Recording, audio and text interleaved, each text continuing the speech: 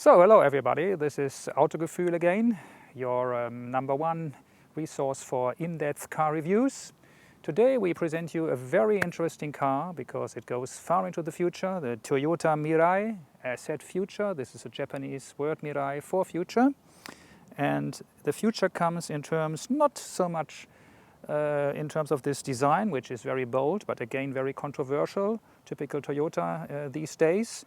But it's the propulsion system underneath that car. It's a hydrogen fuel cell powered car, no combustion engine whatsoever. And we will see later in the back there is no exhaust pipe, and there can't be an exhaust pipe because the only emission that the car pumps out is water or vapor. So we are very interesting now to see how that car behaves on the road, what it offers in terms of noise emissions. We think it will be pretty similar to driving an electric car. It's also much larger than the Prius that we have driven recently. It's nearly 4,90 meters long. We are wondering if there are any compromises to be made due to the different components of the system. We have two very large tanks for the high pressure hydrogen that have to be installed somewhere in the car, and we will see if that makes any difference. So keep posted, and we go on now into detail with the Toyota Mirai.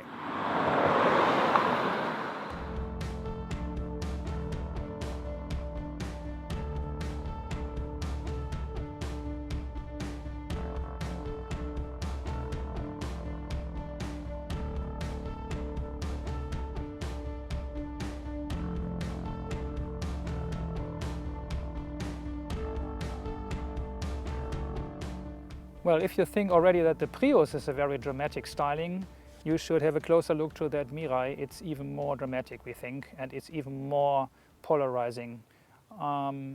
Some probably will really think it's an ugly car. Others will say, well, it's you have to live with it and you can get accustomed to it over the weeks and months you own it.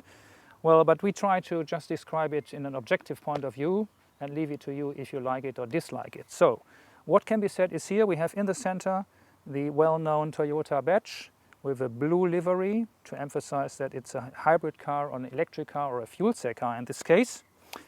Then here, this is probably the prettiest thing on the whole front end, these very slit eyes shape headlamp cluster with 4 rectangular LEDs. This is really a very nice feature on its own, a piece of art I would even say. Then coming further down, there's extremely a lot of sculpture here. We have this triangular shaped air inlets, also with a chrome accent here, and the daytime running lights here in a vertical shape. And then these air inlets, it's mainly fake. If you would see, if you come closer here, this is all closed. There's just a little bit of opening here in this outer area. So we wonder why they have done this. It looks very dramatic, but even brutal, I think, and very aggressive. So, and the whole front end then finishes up here in this lower area with another air inlet and this kind of chin spoiler. And I'm afraid that could be a little bit of a problem in parking areas. You have to be very careful not to hit any curb with that. If you look to the drive side profile of the Toyota Mirai, you will notice that it looks a little bit like a drop of water, and that was actually the intention of the Toyota exterior designers, to make this flowing shape resemble a drop of water, which again symbolizes the driving principle of just emitting water thanks to the fuel cell propulsion system. Well, it starts here with this front bumper treatment, flowing lines go up to this A-pillar here, with some black accents here in the A-pillar, will be repeated later in the D-pillar as well. Then we have very nice light alloys here, 17-inch wheels. Again here with a contrasting polished surface, silver and matte black, or glossy black actually. I think it looks much better than the wheels on the Prius. And now, by the way, the car has a drag coefficient of only 0.29. Only, I mean, it's not so good as you might expect. It's 0.29 is really average value. It's not a world record at all. Anyway, here the roof line I think becomes very interesting starting from this point here. We have this black surfaced third side window. you can't look through that, but from inside it helps a lot to increase or to improve the rear quarter visibility. But here the roof slopes down very dramatically, which inside translates into a limited head clearance. Here is a little bit parallel to the Prius with this curvature here, concave and convex curvature. And then we have this tail light, which also is very special in the sense that it is divided into an upper light cluster and a lower light cluster. And that upper light cluster looks a little bit like on the old BMW 7 Series. You might recall that car. So overall, a lot of fluidity in the shape, a lot of sculpture, but it's typically for the contemporary Toyota exterior design, and we have to wait how long that will last and how long it can be timeless. I have my doubts, but the customer will decide in the end. So ending up with the rear end of the Mirai, we have here, as I talked about, these divided taillights here with this strip that goes all over the car to the right side, a little bit like on old BMW 7 Series. Here we have the main beam with this LED tail light. And then in this area here we have a triangular fog light, very low. Then here's something like a diffuser. It all doesn't look very solid, by the way, actually here. And again, as I have said already, there is no exhaust pipe because the car emits only vapor.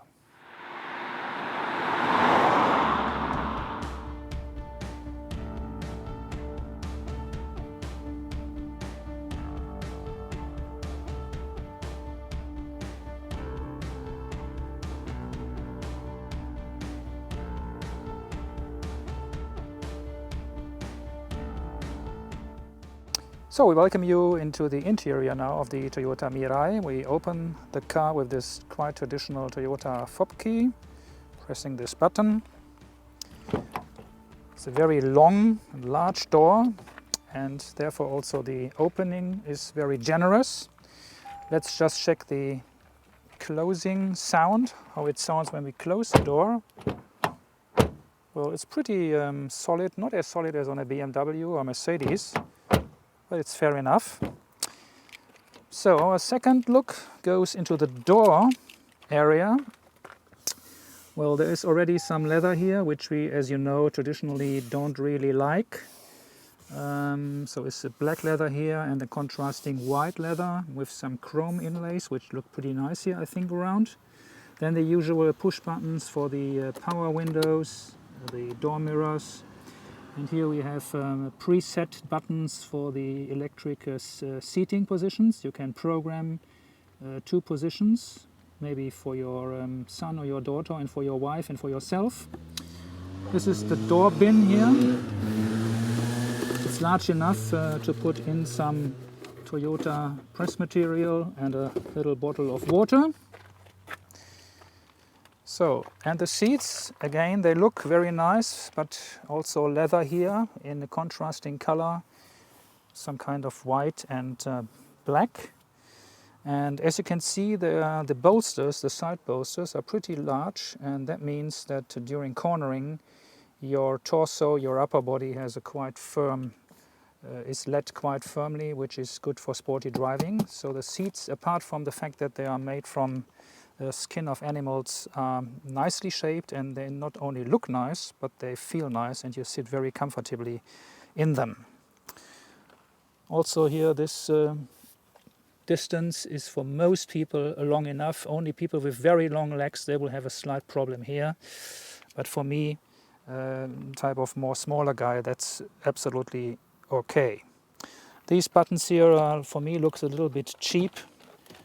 Very cheap plastic that could be done. Not only this one, there are some other details in the interior which could be done a little bit more premium-like. This looks like a very old, cheap Toyota from the 1990s. Here is a little Mirai fuel cell aluminum inlay to emphasize that it's a fuel cell-powered car. Here we have, like in the Toyota Prius, this pedal for pushing or for activating the brakes, the hand brake. This is for releasing the hood, and here we have the release button for the petrol gate, and this is for the tailgate. So further up we have the steering wheel. We come to that also a little bit later. Just notice here this cover, which looks pretty odd. I think it's not okay. It's not perfectly fit because we have this very large gap here. Well, again here very bold lines reflecting the design of the exterior with these converging lines, even more dramatic on the passenger side. But you can see already on the passenger side there could be easily a storage bin or an oddman tray, but it can't be used. This is just styling and design, but there's no practical purpose for this shape.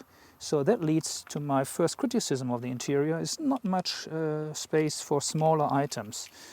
Storage is limited. Okay, we have here the usual twin cup holders, but this is all. There's no more storage space either here in the center stack nor in the upper part of the dashboard. So jumping into the driver's seat now. Seat belts fastened. And the seating position is really sporty.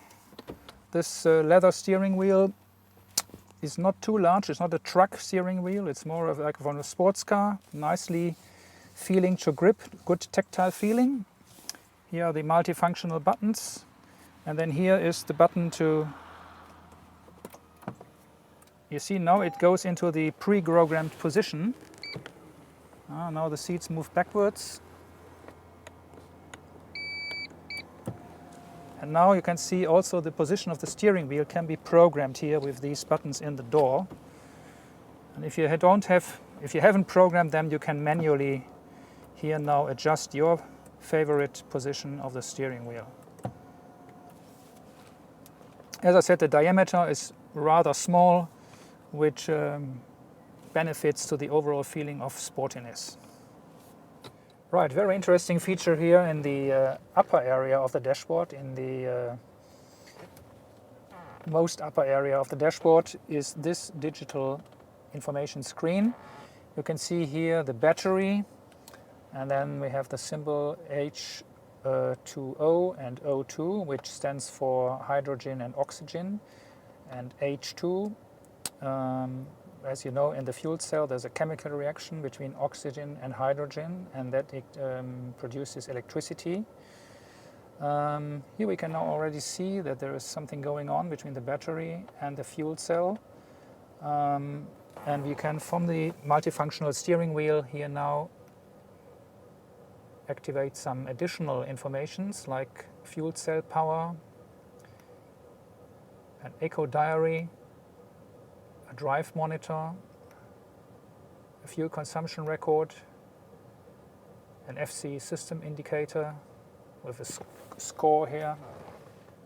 Yes, and then back to the energy monitor. It's a similar thing like on the Prius, but as I said here, we have no combustion engine here. We have just the battery and the fuel cell, and normally you drive only with the battery at low speeds in city driving and in stop and go traffic.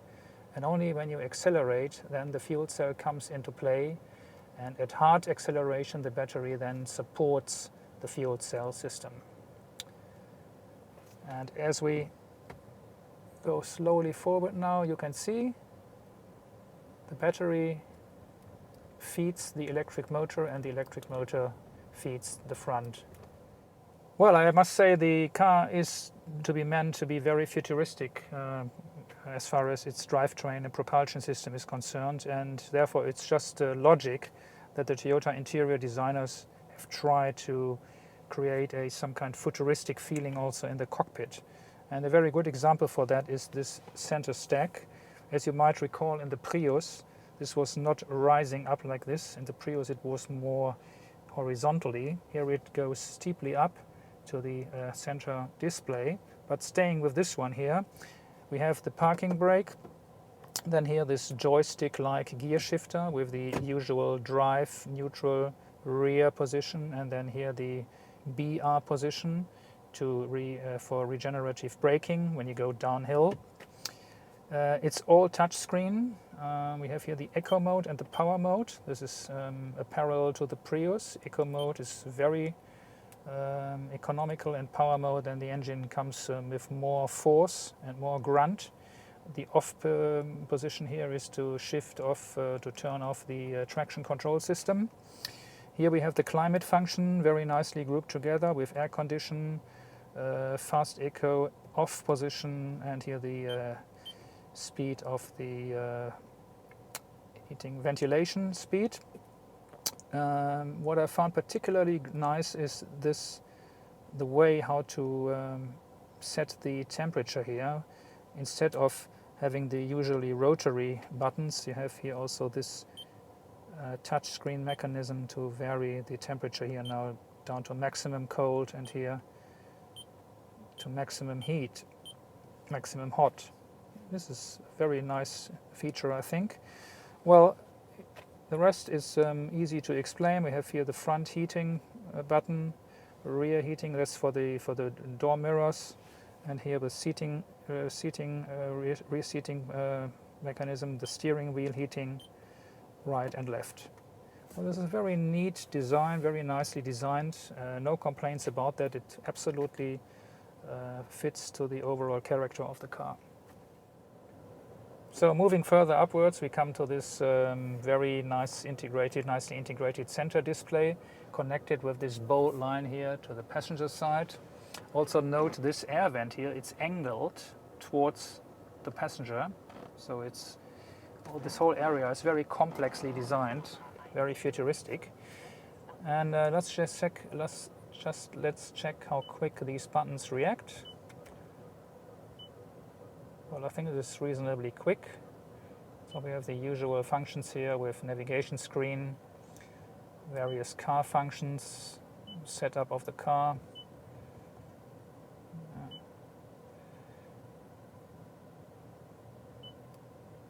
Yeah.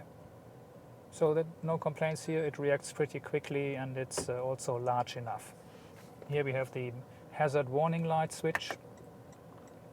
Also, it's very important that the passenger can reach it without any difficulty. So we inspect now the glove box, which is a little bit difficult to reach from the driver's position. It's very low and far away from me, so for the passenger it would be much easier. Again here, quite cheap plastic, and the closing sound is also not premium-like. And this is what fits in, some Toyota manuals and this yellow warning vest. And no, doesn't fit in here. So this is pretty much the capacity of the glove box. And we are still looking for some more storage space, but well, very disappointing. We hope there is something underneath here, but as you can see, there is just this wireless charging pad, similar to the Prius, whereas in the Prius it's in this area, it's here now further backwards. But there is no secondary storage underneath that. It's just this space. So overall, I can only repeat myself. This car needs more storage spaces and more ottoman trays. So we have now made us comfortable in the rear of the Toyota Mirai. I can tell you it's very special sitting position. It's not as usual. First of all, you sit a little bit higher than in most other cars, and the simple reason for that is that underneath myself there is one of the hydrogen fuel tanks. So automatically the seating position, the H point, as the people in the auto industry call it, is higher than usual. Also, a little bit of a negative effect is here that you cannot put your feet under the front seat. You can see there is no way to go underneath it here, so that limits the leg room as well. And also the headroom, even for somebody like me with 1.70 m height, is already very much, well, I just can nearly touch the ceiling here. So for taller people that is really a problem, and it's again due to the fact that this is very much a coupe-like roofline in this car. And we come to that a little bit later, but the rear seat bench is only for 2 passengers. It's not for 5 people, only 4 people, because we have a massive center console here in the middle of the 2 seats. So coming to that center console here between the two single rear seats, this is much better than in the front. So you have here a huge storage area where you can put in really large items. And there's even a popping out mechanism for 2 additional cup holders. It pops out here. And here we have rear seating, heating for the rear seats with a high and a low position. What I particularly like personally are these safety belts here and this white color. This I think is a very nice feature, very premium-like. And also the shape of the headrests here is a little bit similar to Volvo headrests. It's also, I think, a nice feature. And I would also like to draw your attention to these windows here, these third side windows. These are not just a styling effect, but they drastically improve the rear quarter, rear view. So this is one of the few cars that I know at the moment which have no problems in terms of visibility to the rear quarter. Here on this area here we have a huge speaker from the sound system, a subwoofer I presume, but otherwise I would not recommend to put any stuff on that. Well, when opening the trunk is a little annoying detail. Normally you would expect that you would open the trunk here in this area, but there's nothing here. You have to go to the very far right end to find this button, and then it opens. So what we can see here is a very cramped luggage compartment. It's much smaller than on the Prius. The Prius has a 500 liter. And this is only 350 liters of capacity. Well, I don't know if you can see that because it's all black, but it's absolutely a tribute to the propulsion system and again here to the hydrogen fuel tanks. One of these fuel tanks is located in this area, so it couldn't be larger. So I guess you could only put in 3 boxes of drinks, of bottles, of water bottles here, and no more. Well, you have to live with that. Let's have a look if there's some more space here under this cover. Well, not really. You can't use that for anything. So this is it. And we have here a fire extinguisher and another vest, and that's all.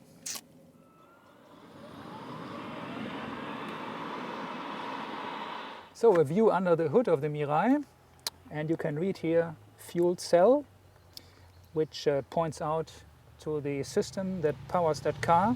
Although this is, don't be misled, this is not the fuel cell component here, this is just a cover. And we have in this area very similar components of the Toyota Synergy hybrid system of the Prius.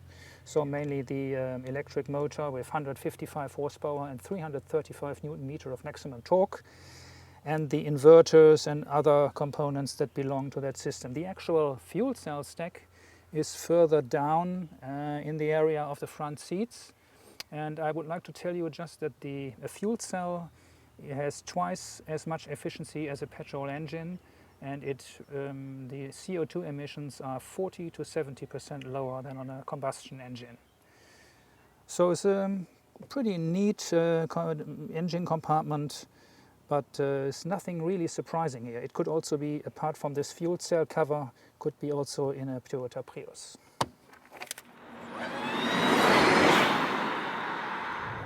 So we are now in the driving seat of the Toyota Mirai. And generally speaking, as we expected, the acceleration is very spontaneously. 9.6 seconds from 0 to 100 kilometers, claims Toyota. We are now coming here to a standstill in front of a red traffic light. So we can now prove the acceleration.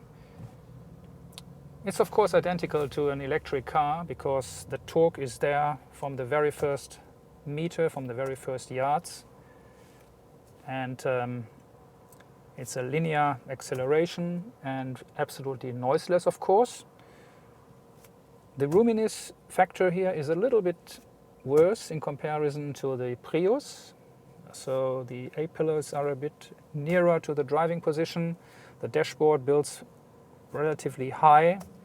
But what is very good is the side view, because this door line here This window line is very low. And now the acceleration, because we have turned to green, and we hear a certain noise, and we were told, so it's a little bit of noise. It's a compressor, an air compressor for one of the systems of the fuel cell hydrogen drivetrain. But now it's vanished again. So it's only under acceleration that there is a little bit of noise coming from underneath the hood. Let's go to the steering here. By the way, this steering wheel, you can electrically adjust it both vertically and horizontally. That's very good. Steering wheel is similar to the Prius. Many details are similar to the Prius. So now it's a quite exact reactions of the steering inputs, but the car feels heavier. Just my first impression here, like the Prius, and it's definitely a little bit heavier anyway. But what some other journalists were criticizing, that the steering is not direct enough, I cannot agree to that. I think it's good enough, fair enough. It's also not too much body roll here.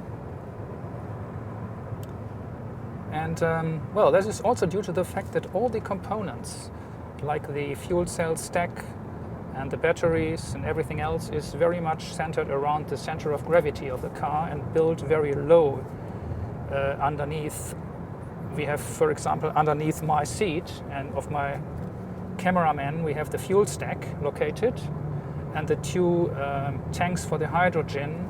One is in front of the rear axle underneath the rear seats, and the other one is behind the rear axle. So it's all very nicely grouped around the center of gravity. The maximum speed Toyota gives is around 180 km with a driving range of 500 kilometers. So at the moment there is no electric car, not even the Tesla Model S, who comes close to that figures. Also, the ride of the car seems to be very nimble. We have some long undulations here, and there's only some noise from the tires, no wind noise. So that is a very comfortable ride indeed here.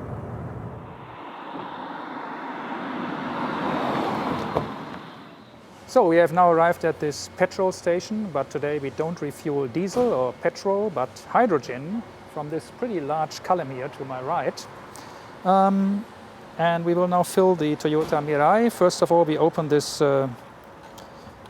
fuel door here, traditional fuel door. Put off this device, so you see here this nozzle, and we will later see that the main hose will come onto that, but first we have to identify ourselves with this card here. Slot it inside this slot here. Oh, that's okay.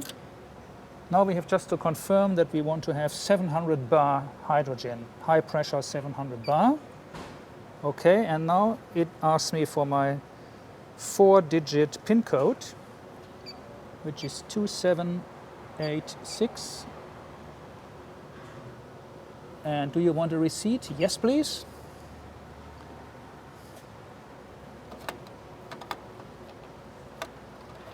There's no receipt coming at the moment, but it says you can now refuel your car, which we will do now. So now we unlock here the fuel hose and put it on that nozzle.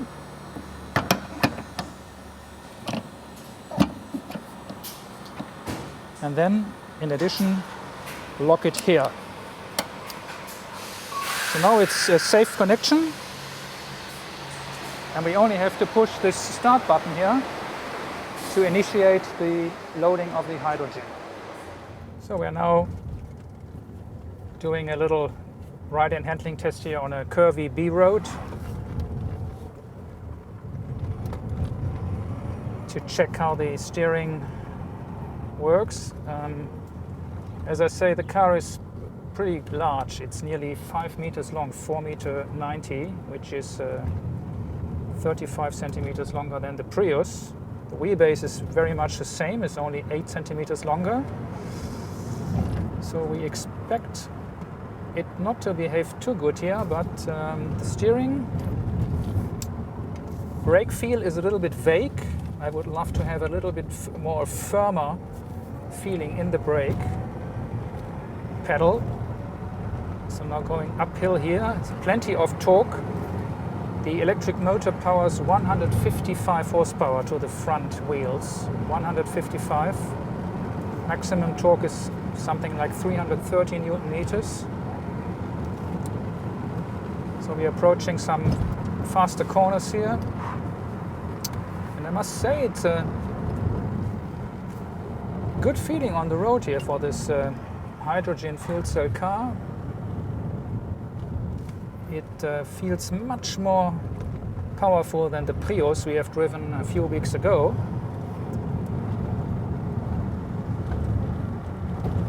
Now comes a stretch of bad road here, and we will see how it behaves on these bumpy surfaces.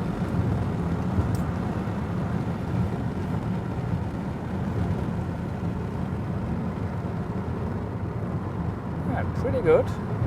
I mean, you can feel it's not a small car, but it's well balanced.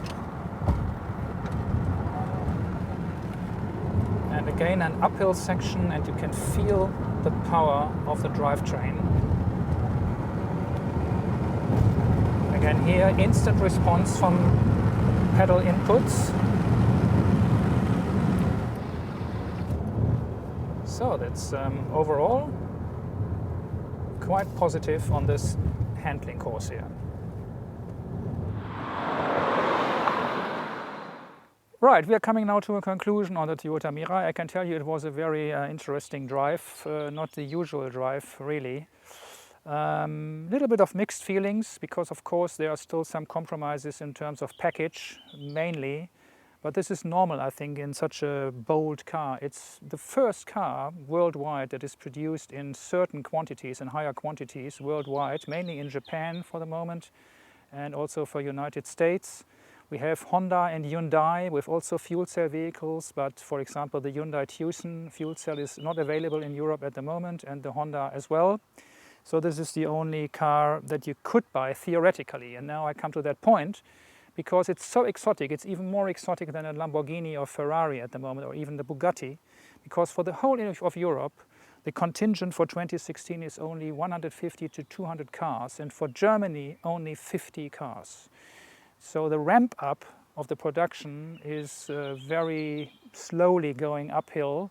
So it might take a few more years until we see that car more often on the road. Especially, as I told you earlier, at the moment we have only 50 hydrogen fuel stations in Germany and only 26 for the public. So the other ones are in backyards of some companies that are not accessible to the general public. Well, having said that, we are still very impressed about the other aspects of the car. The acceleration is really sporty. The steering is also good enough. It's not too vague as some other comments let us believe. The price, of course, is extremely high. At the moment, 78,000 and something euros for Germany and for Europe is only in one equipment, so there are no options or so. But you can only lease that car for a monthly lease of around 1,200, 1,300 euros. So at the moment it's really something for early adopters, for people who really want to be progressive. But there is still one point to make it absolutely sure here about the real environmentally friendliness of that car. Of course, it doesn't emit any CO2, any NOx, no emissions, no carbon emissions, just water. But the thing is, how is the hydrogen produced at the moment? And this is not good news. At the moment, it is still produced in a very harmful way to the environment.